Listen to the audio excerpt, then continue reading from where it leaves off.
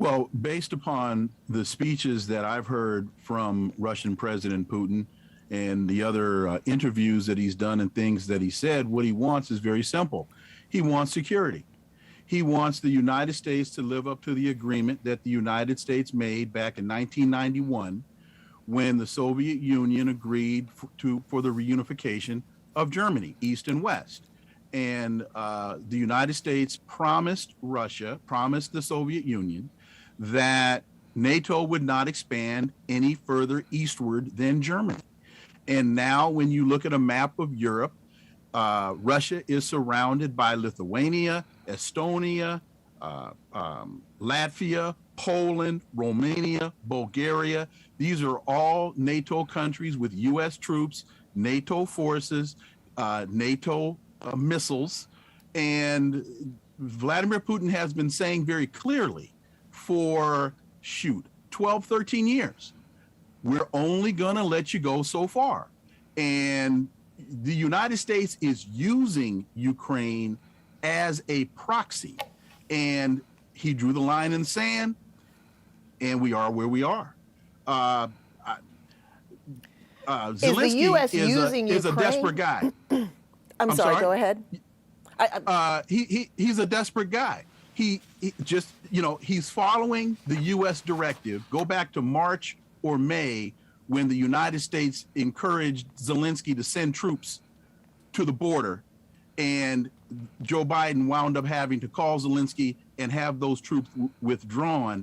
Zelensky is following the U.S. narrative the same way the Kurds did when they were encouraged to fight Saddam Hussein, and we know what happened to them. What will these sanctions do, and what will they not do? What they won't do to Russia is really have a long-term dramatic impact on their economy. What they will do to Europe is make their gas prices higher, make it more expensive for them to get grain, because Russia is the largest exporter of grain in the world. I think they're the number 2 largest supplier, or number 3 supplier of natural gas and oil. A couple of things, if I could just quickly get to. If you listen to what Putin has said, he wants to do primarily 2 things. He wants to denazify Ukraine, and he wants to demilitarize the Ukraine. The United States narrative keeps talking about democracy, democracy, democracy, but the one thing that never gets answered is, why did the United States go into the Ukraine in 2014 and overthrow their democratically elected government and install a pro-America government when that was not the government that was elected by the Ukrainian people? The other thing that Putin is doing is protecting what are known as ethnic Russians in the Donbass region, Luhansk and Donetsk, as they are being attacked and shelled by the Nazi Ukrainian forces from the West. Again, this isn't being discussed. In fact, 4 days before Russia went in to Ukraine, the Organization for Security and Cooperation in Europe saw 5,667 violations of the Minsk Accords as the Nazis from the West were bombing the people in Luhansk and Donetsk. So there's a lot of stuff going on here that is just not getting reported because it goes against the dominant Western narrative. You've got a lot of Nazis in very powerful positions in the Ukrainian government. There's a dominant narrative that the world is united. That's just not true. Israel, for example, has not backed the resolution in the UN condemning Russia. There's not one Muslim country that has backed the UN resolution. You've got Poland, Bulgaria, and Slovakia that are not sending, and these are EU countries, that are not sending fighter planes, MiG fighter planes to Ukraine.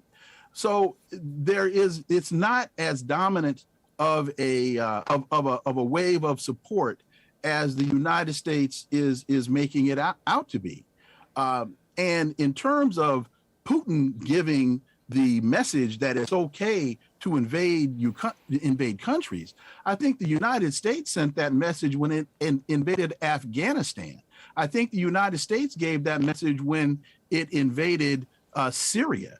I think the United States gave that message when they murdered Muammar Gaddafi in Libya. And we, of course, can't forget what we did to Saddam Hussein in Iraq. So, and by the way, Putin isn't trying to take over Ukraine. If he wanted to do that, it would have been done 3 or 4 days ago. So what is he trying to do if he's not trying to take over Ukraine? He's trying to demilitarize and denazify the country. And in the process is invading and destroying civilian locations, and civilians are dying along the way, being killed along the way.